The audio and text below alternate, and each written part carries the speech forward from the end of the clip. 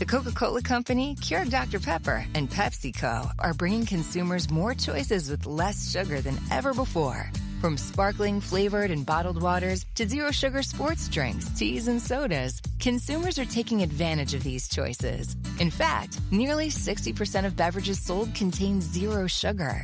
To learn more, visit balanceus.org.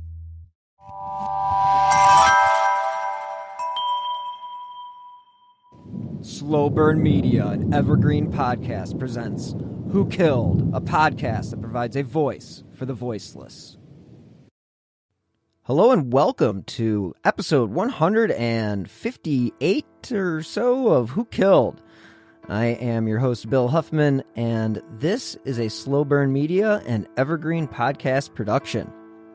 On this week's episode, we are going to actually take a look back at the past and one of my interviews with the guys who run Crawlspace, and that's Tim and Lance. And they've done a lot on Maura Murray, and that is a case that I had mentioned I'd like to see solved in 2022.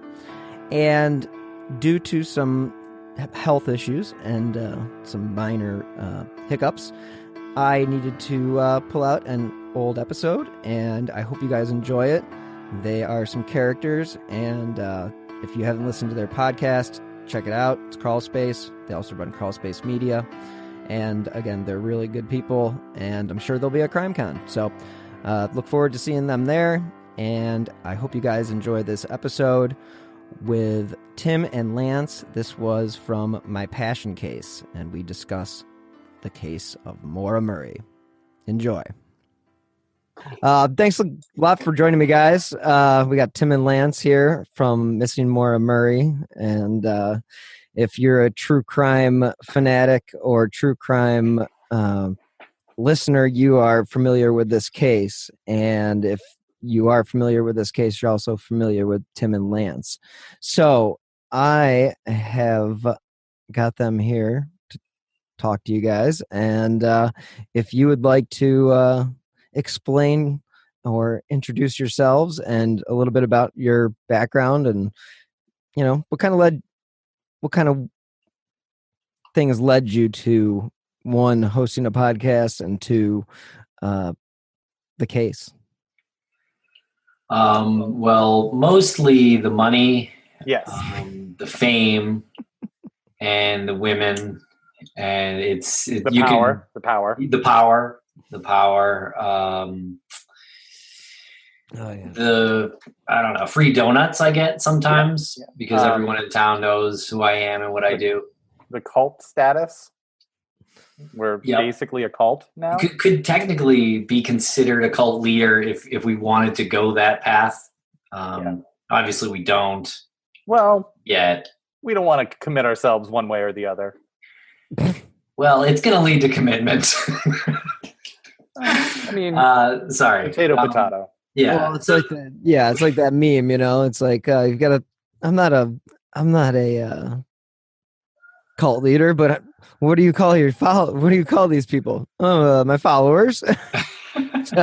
No, we're definitely not cult leaders. But it would be interesting if some podcaster ever tried to start a cult that way. I'm sure that's probably happened. I'm pretty sure people have tried. Yeah. I think you tried, Bill, right? Thanks for having us on, by the way. It's really cozy in here with you.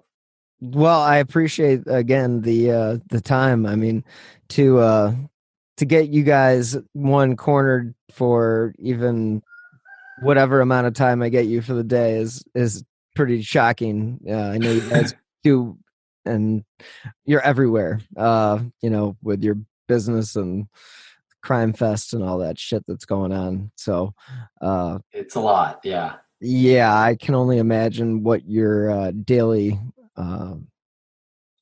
schedule's like. So micro naps. Yeah. You ever heard of the God helmet? I think of that Seinfeld episode where Kramer slept every 15 minutes, but I don't think of. But yeah, So anyway, Maura Murray. Yeah. So the real answer is we sort of stumbled into this case and business of podcasting sort of different ways. I had done like some fantasy football podcast and which I'm still actually kind of doing, and comedy podcast. So I had a little experience doing that. And Lance, unbeknownst to me, on the other side of the country here in Boston, Lance was looking into the Maura Murray case online and had come across James Renner's blog, and was actually even the very first view on YouTube of Alden House Olson's happy anniversary video. And I think that is where Lance's 15 minutes of fame began and ended, because he'll never get past that, I think. Is that right, Lance? That's actually completely accurate. It was 100% accurate. The Alden House Olson video has become sort of iconic in the Maura Murray case. It's the video where he is rocking back and forth, and he's looking at his computer screen, and he's just cackling and cackling and cackling. And then at the end, he stops laughing abruptly and winks at the camera, and the words come up, and it says "Happy Anniversary." And it was right around the anniversary of Maura's disappearance. That was the second video that he had uploaded. The first one was a ski ticket. It was a cross-country ski pass to Bretton Woods, and that's right around the area where Maura went missing, and it was dated a few days after her disappearance. The video was titled Maura Murray. So he had started this buzz before that happy anniversary video, and James Renner had put on his blog, "What the hell is this?" And he had a link to the ski ticket video. And I was doing some editing work, and I was refreshing the YouTube channel, and I saw his video numbers go from 1 to 2. So yeah, I was the first one to view that. I have been collecting all of the royalties and the accolades, and I've been given several keys to cities since then. Yeah. And not to mention a Netflix special exclusively dedicated to that day that I discovered the video. It's a 20-part series that's told over the course of 7 years. And it's won several Emmys and Oscars and a Grammy. You're covered. Yeah. So at that point, Lance was wanting to do a documentary on the case, and this was back in 2013, probably, or 2012, I guess. That happened. And then Lance sort of slowly became friendly with James Renner, and I'd say rapidly. Well, yeah, I guess so. I'm kidding. I'm just kidding. And so you decided to do a documentary, and you asked me to do it with you. And so the first thing we did to do that documentary was jump in a van with James Renner and drive from Boston to the crash site, and then on to Sherbrooke, Quebec, and other places in Quebec, Canada, because that's where Renner thought Maura Murray might be. And so it was like a literal hunt at first, like looking for a person. Now, so many years past that, it seems a little silly that we were like, looking like in certain areas and things like that. But at the time, it was certainly fascinating and interesting, and we knew we were at least filming something out of it. So after we filmed that was December of 2013. Lance filmed a little bit more with some other people up at the crash site that I think we're planning to release sometime soon. And then about a year went by, and there wasn't much going on. I think ultimately it was hard to meet a lot of armchair detectives or citizen detectives through like email, I guess, by saying, "Hey, I'm doing a documentary on people like you, like, what's your theory?" And because I think a lot of people, armchair sleuths, are private, and they'll hop on the phone with you, but to be on a documentary, it's a little bit much for some of those people. So yeah, I think it's really permanent for them. When they're online and they're operating under a certain moniker, and they can behave as liberally as they want, that's one thing. They can delete that moniker, they can delete comments, it can feel like they've separated themselves from it. But when it's not in their control anymore, I think that changes the game for them. So started off pretty good. We had James, and we had a couple that had no problem going up to the crash site and being interviewed, and another gentleman that had no problem with it. But after that, it came to a pretty grinding halt.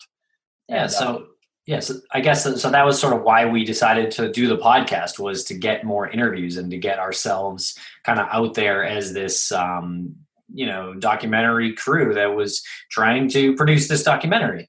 And the podcast was sort of not our attempt to be accurate about the case, because I guess there was really no way to be completely accurate, not knowing really much of the facts, and really not much of them really being out there, other than kind of like rumor and what James has done and what some other people have put out there. But it's not like there's much that's public, or was at that point.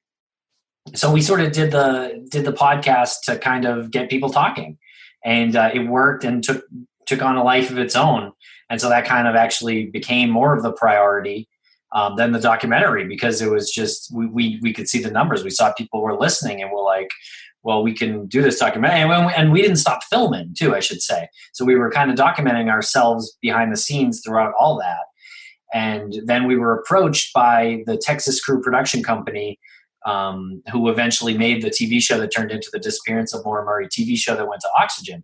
And so we were sort of like talking to them behind the scenes and keeping the podcast going, and really just trying to wait until there was like a budget to investigate, because we didn't really have a budget, And it was really a lot like a train that you just got on and it was going, and there was a responsibility that came along with it, and it became more than really interesting group of people that are passionate about a disappearance. So, for better or worse, it was a train that we had to see through to the end, or we are seeing through until a certain conclusion, I guess. Yeah. When is it over? Gosh. Yeah, seriously. Hopefully it ends with the case being solved sometime soon.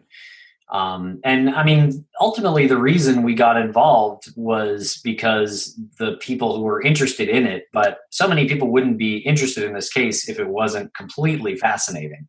And it seems like Maura Murray vanished into thin air on the side of the road on a Monday night in North Haverhill, New Hampshire. Yeah, I was going to say this is a perfect example, or a perfect opportunity for you to just sort of give the nuts and bolts about like the 5 W's. Yeah. So Maura was a college student. She was in nursing school at the University of Massachusetts in Amherst, which is in sort of Western Massachusetts. And she was 21 at the time. So she had actually previously attended West Point. So her grades were so amazing, and she was such an athlete in track in particular, that she was accepted into West Point, which is a pretty big deal. And so I think she did okay there for a while, but ultimately sort of seems to have caused her own dismissal. Dismissal. I think we don't have anything definitive on why like what was going on in her head when she did this thing. She stole a small amount of makeup from like the school store, and that was a violation of their code of ethics, and she ended up leaving West Point, and she went into the UMass Amherst nursing program, which is about it's like the next step down. So you have West Point, and then you have the nursing program at UMass Amherst, and that is a very, very rigorous program. So it's not like she was afraid of the hard work. So then she was in school and had some friends, and a couple of nights before she disappeared, she actually crashed her father's car, going from school to drop the car off at his hotel room down the road. And so it's sort of a weird accident, because it's like a T intersection. She's coming down the end of the T where you have to, make a turn, and she didn't. She crashed into a guardrail, and there was some snow on the ground. I believe it was snowing at the time, so I think that's why she crashed. Or she totaled her dad's car. And then 2 days later, she didn't tell anybody other than her professors and I believe her boss at one of her jobs, she said that there was a death in the family, and she was going to be away for a little while. Like, I think she said, did she specify, Lance, like a week or two or something? I want to say that it was at least a week that she was going. She had to leave, and it was at least a week. But I don't even know if that's anything more than hearsay. I think whoever has that specific email, that's probably with the police or something. But yeah, I think it was shown in the Oxygen show. Was it? I think so. I thought so. It could have been, and I could have written that off as like a recreation or something. But I want to say it was like 4 days or a week. Either way, it was an extended period of time during. Yeah, I'm not sure if she specified. Yeah, during that time frame. Right. So that was not true, that there was any death in the family. So but it sounds like she just wanted to get away. But the problem is she didn't tell anybody. So nobody, to our knowledge, still, after looking into the case as long as we have, has said that they know where Maura was going. We know that she ended up about 3 hours north of Amherst, where she was living at the time at UMass. And she was sort of about 10 minutes off Highway 91. And she was on like a mountain pass road called Route 112. And it's very windy. And her car was found on the side of the road after, we think, hitting a snowbank. And there was some alcohol found in the car.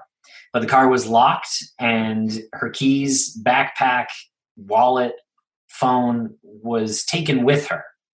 And there was no sign of foul play at the car.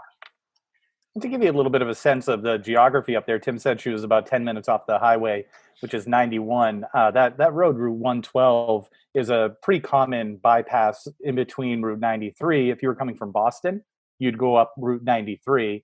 And if you were coming from Western Mass, you'd go up Route 91. So it's east and west. And that's a pretty common pass through to cut through the mountains. It is windy. It does have a lot of hairpin turns on it. And she happened to spin out of control at the one hairpin turn that, had probably the most residential population, probably I'd say 2 or 3 miles on either side. There's five homes right there. She was seen by a number of people. And as far as where she was going, it does sound strange talking about it. Like, oh, well, who would do that? But you got to put yourself back in 2004. There's no social media going on. A lot of people, since we started doing this show, have told us, including young women, have said, yeah, if I hike, if I do things that are outdoorsy and I just need to get away for a couple of days, I'll just go. And a lot of people just, unfortunately don't say where they're going because they might not have a destination. And more recently, I've started to think that she didn't have a destination. She had an idea in her mind because she was on that pass, that Route 112. So she had an idea where she was going, but I don't think she really knew where she was going to go until she arrived. Yeah, that's definitely an interesting aspect of the theory, or, of the case, because what did drive her, other than herself, 3 hours away, and to pick up alcohol in the process? Yeah, I don't know what did drive her. I think she wanted to get away. I mean, that's the only thing that I can say that I know. Yeah. I think, Yeah, she had just crashed up her dad's car. She was working on the insurance problems with not problems, but she was working on the insurance collection for that, filing the papers and everything. I mean, the school program, that people have said that she's had trouble with her boyfriend at the time. I just think there was a lot of stuff going on, and she might have just had an opportunity to personally say, I just need to take a break. I need to go and, clear my head for a couple of days. I don't really think it's that weird that she picked up alcohol along the way either. No, I don't think that in particular is, odd, but the day that she was leaving wasn't that a Monday that she, yeah. So she said, she sent that email to her professor, said, I'm going to be gone for 2 weeks or a week or whatever she said, due to a death in the family. It's like, what drove her to make, I mean, if you're going to miss 2 weeks of school, that's a significant amount of time. I don't think it was 2 weeks. I don't know if there was like a determined period of time. I think Okay. I think it might have been like she was probably indicating that she would be back like next week, you know. Gotcha. Leaving on Monday, she was probably thinking she'd go up a couple days, see what happens, and for some reason 4 days is in my head, but I know that's not specifically right. I think I might have just told myself that based on just what, you know, what we know so far. Yeah, probably. Yeah, I don't remember anything specific, but yeah. It is interesting to show it goes to show how just semantics might influence other people's perception of this, because just simply, you know, saying like a week and then that turns into 2 weeks, and now that goes out there and people think like, well, what's she doing for 2 weeks? It's such a specific period of time. You know, just not having that information is really what's happened with this case, and what we try to clear up pretty much on a daily basis, because it's at no fault to anybody because it's just there. You know, there's a bunch of information out there, and no one really knows what the most accurate piece of information is. But she did disappear there. So the car spun out. She hit the snowbank, and this is a really wild kind of turn too. Sort of a 90-degree angle, and she spun out, hit a snowbank. The closest neighbor, called 911 and said there was a flurry of activity at the trunk. You may have heard that there was a rag found in the tailpipe. We think when Miss Westman said that there was flurry of activity by the trunk, that was Maura going into the trunk and taking that rag out and then putting it in the tailpipe herself. We think that was an attempt at trying to get her car out of the little ditch that it was in. And if you're familiar with the case, you'll know what the rag in the tailpipe is, and that's sort of the only answer that I can accept at this point. We've completely moved past it, I think. And, I don't accept any other theories on it at this point. I have to be honest on that one. Well, I mean, Tim, you've often said that you think that it was some nefarious individual that was at a gas station and saw her and stuck the rag in the tailpipe so that he could follow her until she spun out on the road. No, that's incorrect. Although I will admit, I believe there was a movie in the 90s called Breakdown with Kurt Russell and something similar to that. Great movie. That is a good movie. I actually watched that recently. Yeah. Nerve-wracking as all hell, because it is. I used to go to school at the University of Utah, and driving from Cleveland to Utah was like, you talk about driving through nothing. Yeah. Yikes. So, yeah. I mean, like, it was like Joyride, that movie Joyride. Oh yeah, that was a good one. In Wyoming, and it just there's nothing. I mean, you could hit the scan on the radio and just plays all the way through, and I'm assuming that's what the, you know, similar conditions are where she disappeared. I mean, because what is it up there? Mountains and water and yeah, it's beautiful. Beautiful mountains, but she was kind of in the foothills of the White Mountains, I will say.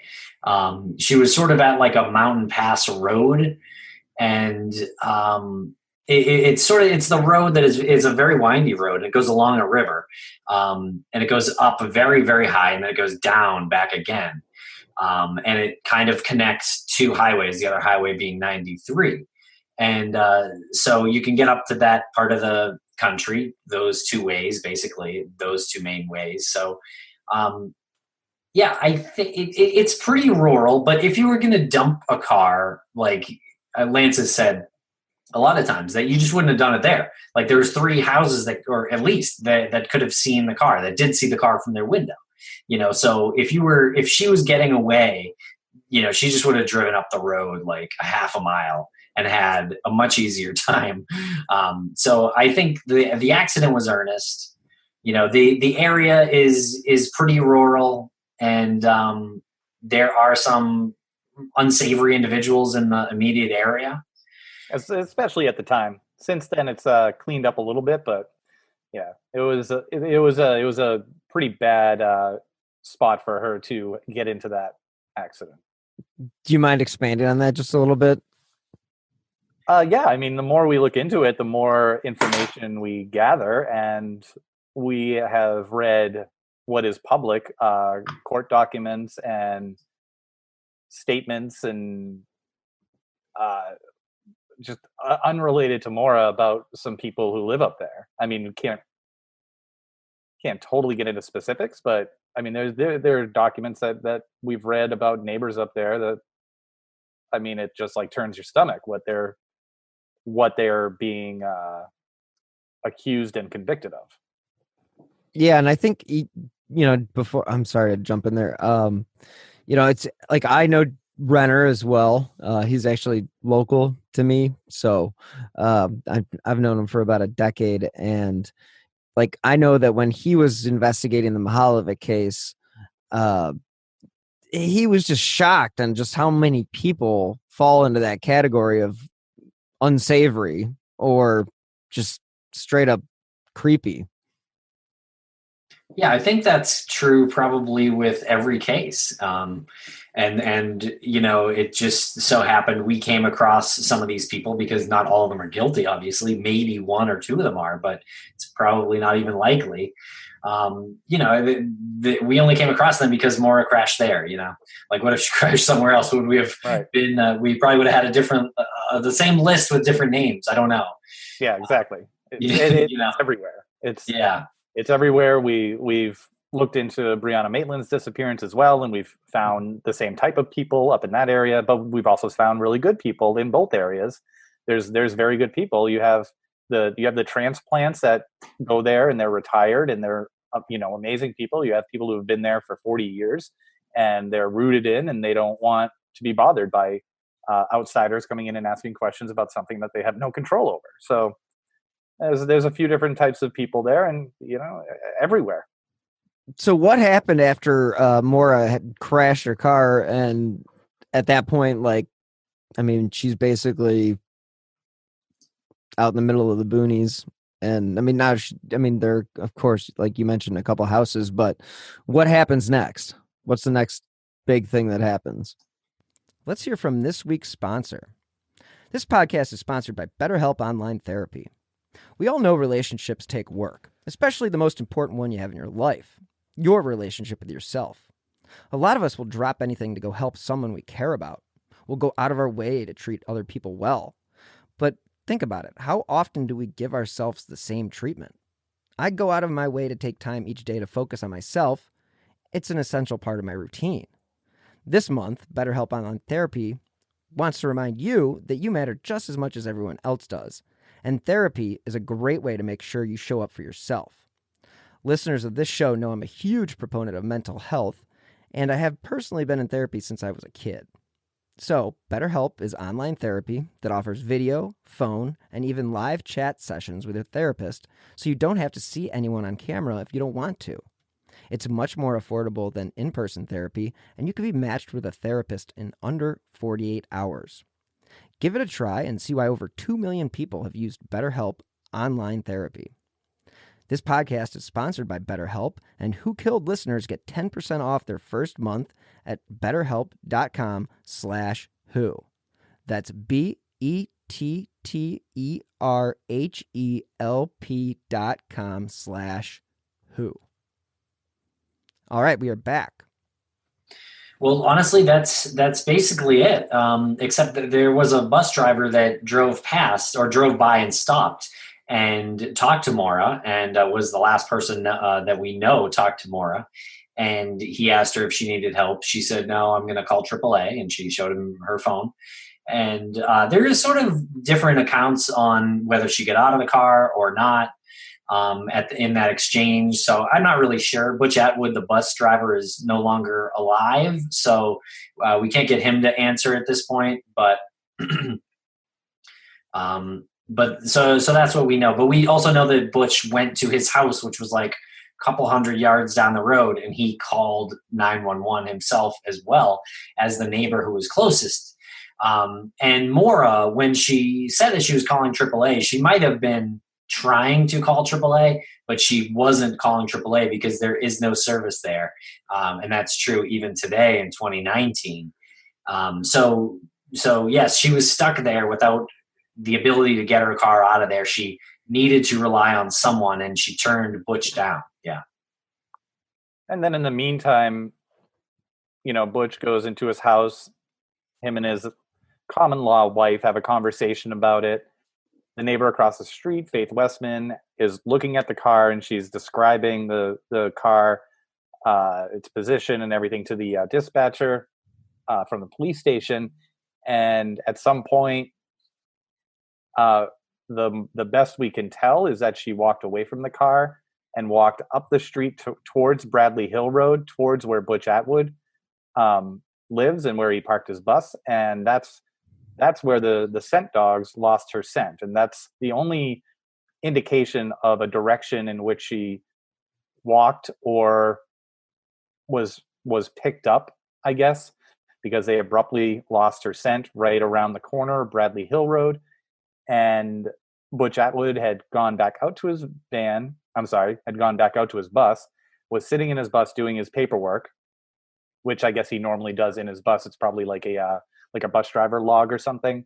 And he said he saw some cars going by, but he didn't see any people. And then he was enlisted by the arriving officer, Cecil Smith, to help in the search. So he went off in the opposite direction.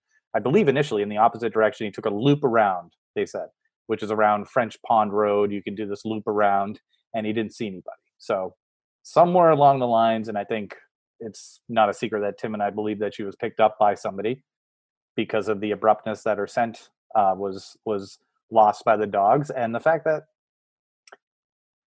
no one saw it. No, she didn't knock on any doors. There's no account of that, and it was there 1 minute, gone the next. And the only way you can do that, unless you can fly, is get picked up by a car. Yeah, I would say that I think she willingly got into a car. That's the only thing I'll sort of adjust there. I don't think she was ripped into some car violently or anything like that. I think, to me, what's the most likely thing is that she got into a car willingly and was taken somewhere, and I think that person probably did something to her. Now, I think a lot of people will say, but Tim, Occam's razor, the most likely thing is that she wandered out into the wilderness right there. She was in the mountains, and she just hasn't been found yet. And I think that's fair. That's fair to say that. So I think those are the two most likely things. And Lance and I will disagree on if Maura hit her head on the windshield or not. I think it was the windshield crack was made by her head. And so I think she might have been suffering from a little bit of a head injury and wasn't thinking clearly.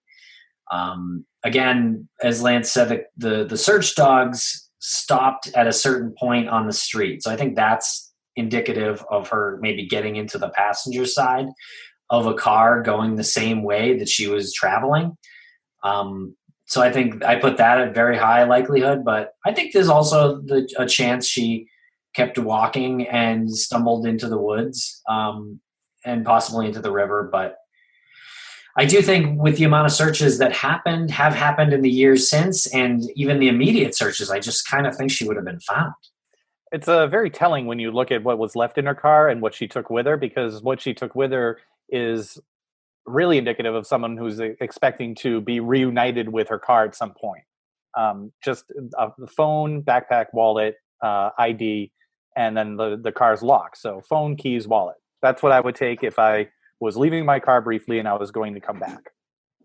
Yeah, and didn't she take a backpack too? I mean, it was like basically, if you're going to leave your stuff, you're going to take all the essentials, and she actually took all the essentials.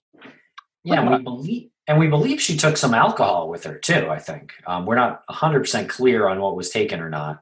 That's where you play the game with the authorities, because only they really know for sure what was left and what was taken. And yeah, there's a list of what was left in her car, but that was only after it was recovered again from Kathleen Murray, Maura's sister. And they made this list of the things that were left in her car. So it's there's a lot of gray area there that the public doesn't know, that law enforcement probably does know, that maybe is significant, but they don't know yet, or maybe they don't know if it's significant, so they're not going to put anything out there right now.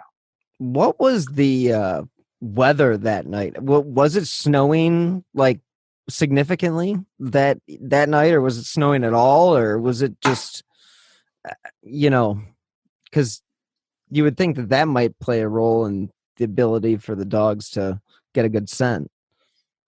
It was not snowing. It was actually sort of unseasonably warm. I think it was in the 30s that night.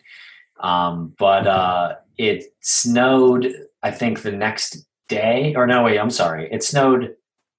I'm going to take it back. I think it snowed the day before. And I think you're right. I think it snowed the next day. There was like a light dusting when they... But it was before the accident, I think, because it made the search conditions pretty optimal. Like they would have seen her footprints. Right. But the weather wasn't a cause for the accident. No. Who knows? It could have been. I mean, we don't know. Like she could have hit some ice. Okay. When you're driving up there and you do take that route and you take that turn, you can maybe, and it's dark too, so you got to keep that in mind. She might have seen something out of the corner of her eye that she thought was like a rabbit, and then she looks up and she overcorrects because she misjudged the turn, and her car goes into the snowdrift and then spins around and gets hung up. It looks like she wasn't expecting that. It looks like she wasn't expecting that corner. And to be honest, I actually went up there this weekend and was driving, and those corners just sneak up on you. We've driven that route numerous times, and every time there's always one curve that just kind of sneaks up on you. And if you're not paying attention, or if you've had a little bit to drink and it's the nighttime, you totally see how you could just spin out just based on how the geography unrolls in front of you. Do they believe that she was drinking while she was driving? Okay. I don't go so far as to say like drunk driving. Right. But there was open alcohol containers in her car and liquid found around her car. Gotcha. Yeah, we think the police are they believe that was the case, but we don't, I guess, know for a fact. Yeah, I just remember listening to one episode of something and hearing about alcohol in the ceiling, and just assuming that it could possibly be from either an open container or just the crash itself. But it does lead you to believe that most likely she was probably drinking at that time, especially if she was as stressed out as it sounds like she was. Yeah, she was in a very tough nursing program. I think she was probably about to break up with her boyfriend at the time, who was sort of a long-term boyfriend, but he wasn't anywhere near her. He was located in Oklahoma at the time of Maura's disappearance. Is that Billy Rausch? Yeah, that's right. Okay. Yeah, so so as far as like the snow and the conditions and stuff like that, you said it was optimal for searching. Did they take her? Like, did they automatically think that she was missing, or did they? How did they apply their police procedures? I guess. Right. Well, they did enlist the help of the bus driver, Butch, immediately after the accident. And the one officer, they searched a little bit around the immediate vicinity. And then it's in the police report that it's like, oh, she'll probably show up at the Cottage Hospital, which isn't far. And they just assumed, I think, that she probably got into a car and was taken to the hospital. And obviously she never showed up. So I think they placed a call to, I think it was Kathleen first. I can't remember exactly the order of events, but the search didn't take place until I think it was 2 days later. They got the family up there. Bill came from Oklahoma. As far as I know, I think UMass police did some investigating with Maura's friends at UMass, and I think they coordinated a little bit with the New Hampshire State Police. But yeah, that's kind of it. I mean, there's been a ton of rumors and things like that since. So it really depends what you what rabbit hole you want to go down. But as far as confirmed sightings, that's it. Yeah, and there's a lot of talk about how the police might have, botched the case from the start. And it's like they see 100 abandoned vehicles with alcohol in them, and then the person goes away, sobers up, and comes back, or goes to the hospital. It's very, very common. If you actually look at the police dispatch log, they kept all their as many eyes out there, as many eyes open that they had out there for her that night. And then they had to figure out, first of all, they had to figure out who she was, because the car wasn't registered in her name. And then they had to figure out how to contact her dad. And, it takes time. And I mean, going back on it now, I'm 100% sure that all of the police involved would handle it differently. So speaking of that, it's a good segue into her dad. What's your thoughts on Fred? He is laser focused on finding his daughter. Even still, I think when we got involved in the case, the family wasn't as publicly out for answers as they are now and have been the past few years. So I think that led to some confusion on whether or not they were actually still looking for her. And I think that kind of fed into James Renner's theory of she ran away and she doesn't want to know her family anymore. But that really couldn't be further from the truth. They want answers. And unfortunately, I think Fred, his personality doesn't really gel too well with the New Hampshire State Police and the way they do things. And that's just like an immovable object meets an unstoppable force. I mean, I think line. it's just a clash that is,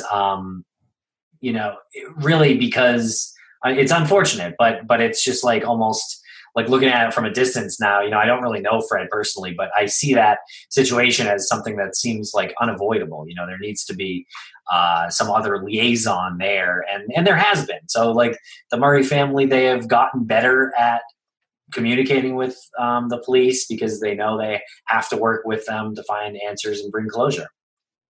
And there is a lot of talk about Fred being adversarial towards the police and the family not involved in it. But again, you got to kind of put yourself back into that time period, 2004, 2005, right up until 2008 or 9.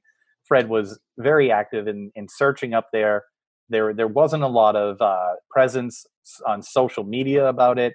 And once the social media started to become more of a tool to incorporate in the search, then the family became more present. It doesn't mean that they weren't present in the searches and the investigation prior, but no one knew because they just didn't have Facebook groups about it. So on the surface, it looks like, oh, well, all of a sudden the family's coming out of the woodwork, but it's really not the case at all. It's just there's been a lot more, Facebook groups, the TV show, our podcast. We're talking about it right now. So their involvement grew naturally with society, I guess you'd say. Yeah, I would think that the medium, the podcast medium, definitely allows, you guys keep the story open-ended, and similar to what I kind of follow your formula in that regard with my podcast, because I do believe that both cases are solvable.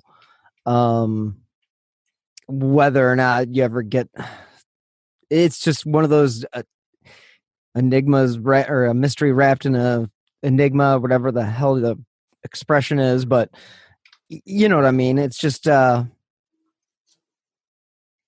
so many fucking unanswered questions. Yeah. Within what happened? Like, why didn't she get in the car with Butch, but she would have gotten in the car with the next guy? That's a frustrating thing, is that all the unanswered questions, you just can't use, let that frustration force you into an answer that you're going to then be very protective of. So because there's no answer to something, like say the rag in the tailpipe, then you start making the answer for it. And then you start missing, the answer was there. So everyone says the rag in the tailpipe. It's so mysterious, and I wonder if it was this killer that put it in there. But the answer's right there. Faith Westman says there's a flurry of activity by the trunk. Her dad had told her at one point, put a rag in the tailpipe if you needed to get past like campus police and your car was sputtering and smoking, so you didn't get pulled over. It was a temporary fix. And he even says like later on, it was kind of wasn't like, this isn't his words, I'm just paraphrasing. He basically said it was a dumb thing to tell her, but it was a temporary fix. So he had told her to do that. Faith Westman saw this. I mean, it all kind of comes together. So the answers are there. But because everything is so mysterious, people have to make up their, it's so frustrating. So they just get locked in on it being what they want it to be in their head, their own narrative. And that's, it's not like it doesn't do much progress, for the progress of everything. Yeah, you kind of like if you want to create a theory, you kind of have to make decisions along the way. It's a little bit like a choose your own adventure. Like if you think one thing early in the story, then you must think something later because you have to, or else your own theory doesn't work. Right. But that's good. Yeah. Right. Yeah. And you find that a lot with the cops. I mean, or with cases that they end up being overturned, or wrongful convictions, or people confessing under duress. Like you get that hindsight, 2020. It's basically what it boils down to. I actually have better than 2020 vision. I don't know if you Tim actually does have better. It's 2015. Yeah. I have terrible vision. Wait, 2015 is better than 2020? Yeah. Because what how does it go? What Tim can see 15. Tim can see at 20 feet what other people have to go 15 feet to see. You son of a bitch. Yeah, I know. Another reason to hate him. You're like Daredevil. Oh, you're right. It is 2015. Yeah. Vision is better than 2020. Okay. Yeah. So that's what I have. Oh, yeah. Yeah. Mine's 2040 to put it into perspective. Oh, really? Wow. 2040. So what most people see at 20 feet. Wait, how does it go? What I see at 20 feet, most people can see at 40 feet. Wow. So I'm 3 times cooler than you. Just about. But that means that what I see at 20 feet, you could see at 25 feet. Wow. But does that work the opposite way? The opposite, 55 feet. But doesn't that work but if I gain something like vision, you gain something like style, whereas like to every 3 great jackets you have, I have 1. Oh, because your vision's 3 times greater than mine. So yeah, it's like the blind. Like if I were to go totally blind, you're saying like my hearing would be like a dog. Exactly. Yeah. You'd start hearing all those whistles, and you'd be like, "What the hell's going on?" Yeah, this is gold, Bill. We're giving you gold. No, this is radio gold. Trust me. I mean, let's reference Teen Wolf while we're at it. I mean, shit. When? Right now, because we're talking about dog whistles. What a better segue. I'm more of a Teen Wolf 2 fan. Oh, you like the Jason Bateman? Come on. I like the yeah. I like the MTV show. Oh, okay, good. Is that still on? Guys, I'm a millennial too. Oh, no, you're not. An elder millennial. No, I have no idea if that's still on. I didn't watch it. I did. Yeah, it's on in the background. Speaking of backgrounds, you have LeBron James's jersey in your background. Yeah, that my dad passed away about 10 years now ago, and that used to actually, he was a banker president. He was like the president of the bank, and he had season tickets, and I think that was one of the gifts they gave him. So that's his rookie signed jersey. Oh, nice. Sweet. Wow, his first stint on the Cavs.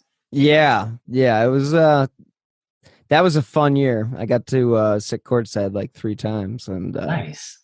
Yeah, working in the media wasn't too shabby. I made good friends with Mike Snyder, who does like all the play-by-play stuff, or at least the halftime and pregame stuff for the Cavs. And cool. I was like, "Yeah, man, can I come down and check it out?" And he's like, "Yeah, just pick up a pass and meet me at at shoot around." And I literally just was like, it was like Wayne's World, just walking around with my pass, like I got it.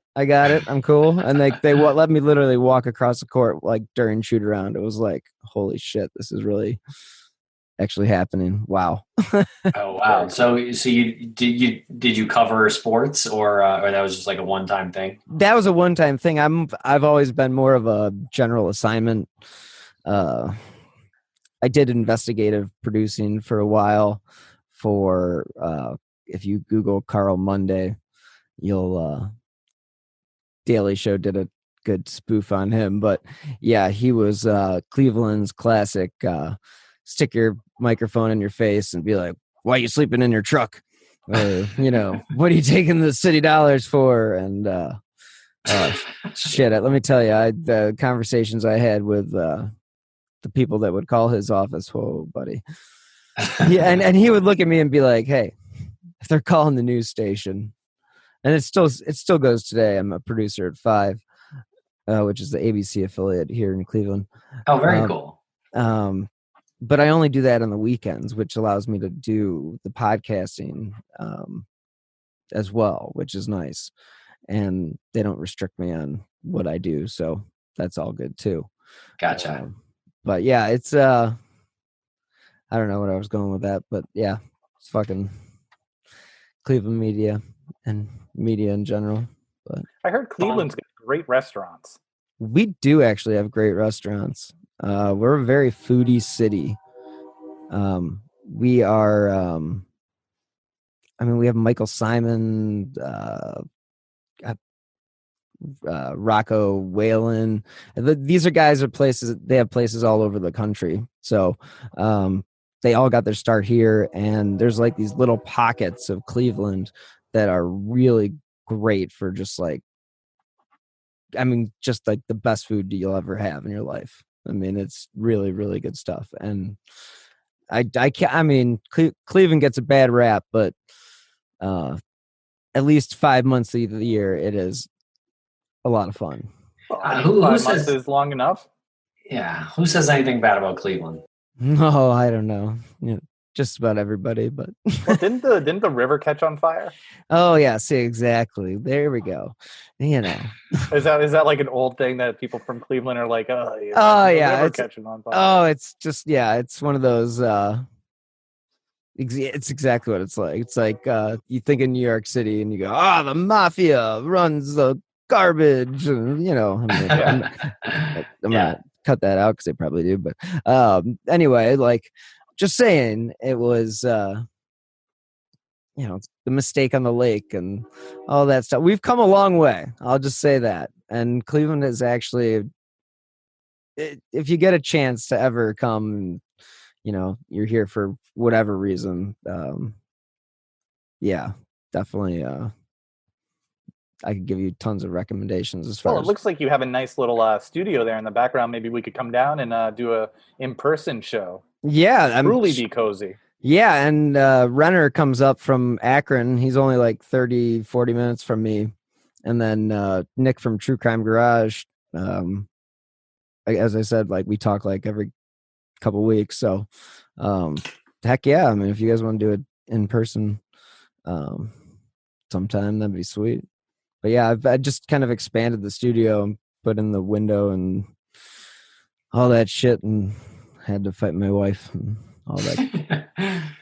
Very cool. Yeah. Hopefully that didn't get you into too much trouble. Yeah. Well, it was just like, you'll get it when it's done. Like, just trust me. But when there's a big hole in the wall, it's a little hard to trust me. So yeah, I don't know. I think it looks beautiful. Looks top notch. Oh, well, I appreciate that. Thank you. Yeah. Thank you. Yeah. It's, I don't know. You kind of fall into the gear rabbit hole, and I did that for a while, and then one day it was like the wife looked at me and was like, you gotta stop buying shit and you gotta kind of start producing. I was like, yeah, right. Good point. Yeah. But yeah, I love like all this shit. I could do a whole episode on just gear that I've either gone through or just in a year. I just enjoy that aspect of things. I don't know. I'm not an audio engineer by any stretch, and couldn't tell you fucking anything about it, but I like to buy good shit. Yeah, it seems like you've bought some good mics and stuff. Yeah. Well, Google's an amazing thing. Amazon's a dangerous thing. Oh, oh, don't even get me started on Amazon. Oh shit. Yeah, oh yeah. Especially with like the next day delivery. Oh. It's great. Oh yeah, it's great. Yeah, not for your budget, but Of great. course. Yeah, but it's but yeah, and just let's just, before we go too far off base, but is there anything you wanted to say, like, as far as your feelings about where the case stands, what you hope you'll see in the future? Do you guys have any, like you did the documentary, do you have anything else planned in that regard? I know you guys have, plug your pluggable, plug the Crime Fest, plug all that stuff. I mean, so Yeah. your final, what are your final thoughts on the Maura Murray case? Well, I think what's happened, and aside from trying to find a solution, which is obviously, the most asked question, which is, what do you think happened, and where do you, where would you like it to be in a certain period of time?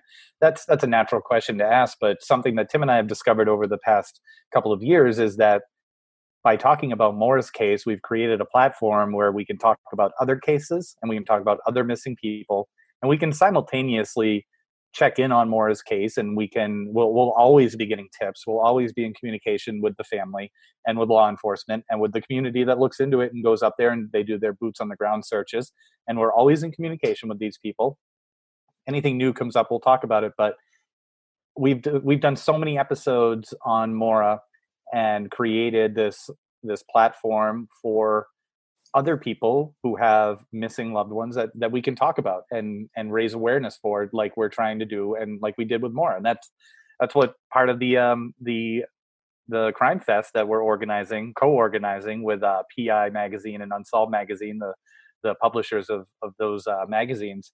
We're co-organizing this, and it's all about awareness. It's all about being an advocate. It's all about doing the right thing with the platform that you've created. And I think that's something that's just, it continually becomes more and more apparent to us. That's as mature as I get. Yeah, that's well said. No joke needed on my end. Give us a joke. Horse walks into a bar. Bartender says, "Why the long face?" The horse says, "Why am I in Cleveland?" It's what's brown and green and has 4 legs and will kill you if it falls out of a tree. A pool table. Nice. Good mystery. Yeah, and in all reality, and I do believe that is exactly what you guys did create. You've created a template for me to follow. I know that my platform, Who Killed Amy Mahalovic, because we've ventured into, I'm a one-man band, but I've ventured into other cases, and I just did a 5-part series on the Colonial Parkway murders with Bill Thomas. Nick from True Crime Garage was a member of the last 2 episodes, or a guest on the last 2 episodes, I should say. And yeah, I do. I think that this is a great medium for advocacy and for telling stories that otherwise just kind of get brushed aside. Otherwise, it's just being a news producer and having a hand on what is written. It's difficult to write and get across a story, and even in a 2-minute package, but let alone in a voiceover, 20-second spot. Yeah, completely.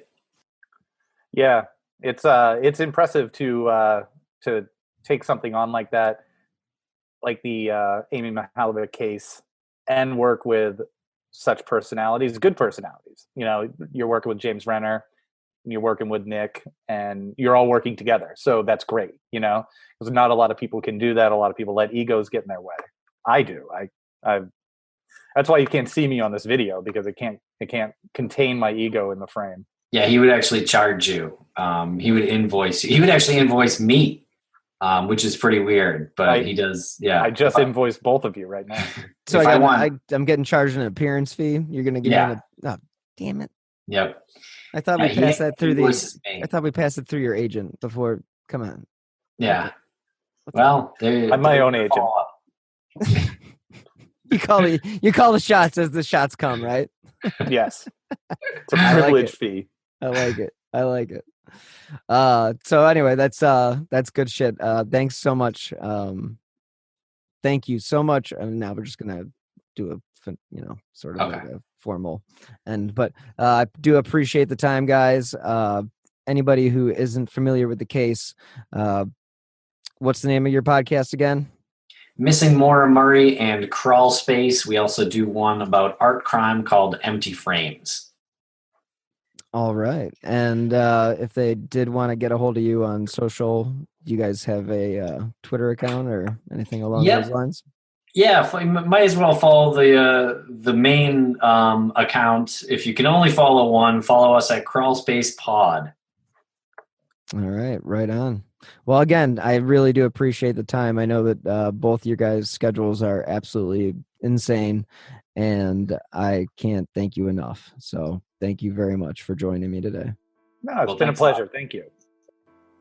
All right, I hope you guys enjoyed that episode with Tim and Lance. That was a throwback due to some minor health issues that impacted my work week. So I apologize. I will have a new episode next week. And again, Tim and Lance are great. Check out their podcasts, Crawlspace, Missing Maura Murray, all the Crawlspace media stuff they do. They're really a force in the industry. So, as you guys know, I drop new episodes every Friday, and this year I will be back at CrimeCon in Las Vegas for 2022, and that's April 29th through May 1st. And that's a bucket list item for any true crime fan. So if you want to save money on your ticket, you can use my promo code WHOKILLED. If you do enjoy this podcast or any of the other shows that I produce, you can help support them by clicking on the donate button on slowburnmedia.com. And that's slow minus the W. Or if you want to contribute directly, you can use the Venmo app with my username at Bill-Huffman-3. I will also provide a link in the show notes. Now, every contribution does help keep these slow burn podcasts on the air. You can help leave a 5-star review. That keeps the cases that I cover in the spotlight. So, again, if you'd like to stay up to date on the shows that I've done, the cases that I've covered, or whatever's in the pipeline, follow me on Twitter at BillHuffman3. Thank you guys so much again for listening this week. Until next time, stay healthy and be safe. Hi, this is Amy and Vanessa from She Goes by Jane, where we shine light on the stories of missing and unidentified women. On November 7th, we're sharing Nahida's story for the first time in a podcast. And this is a story that I thought I knew, but after reading police reports, became more complicated than I thought. When investigators are called to Nahida Khatib's house, everything looks fine. Her purse is on the kitchen table, her cup of coffee is on the counter, and her 2-year-old niece is in her playpen. The only thing amiss? Nahida is missing. Every week we feature a poem written in honor of the person we're talking about. This week we're joined by one of our favorite actresses. You might know her from Sister Act or King of the Hill or The Descendants. But if you're like us, you'll know her from Hocus Pocus. She's the much beloved Kathy Najimy. Join us November 7th to hear Nahida's story. Hello everyone. My name is Tom Kearns, and I host the Anglo-Saxon England podcast, where I cover the history and culture of England from the departure of the Romans in the 5th century to the Norman conquest in 1066. So far, we've surveyed the collapse of Roman rule in Britain, the migration of the Anglo-Saxons, and the history of Northumbria from its beginnings in the mists of legend to its destruction at the hands of Viking raiders in the 9th century. I hope you'll come and give it a go.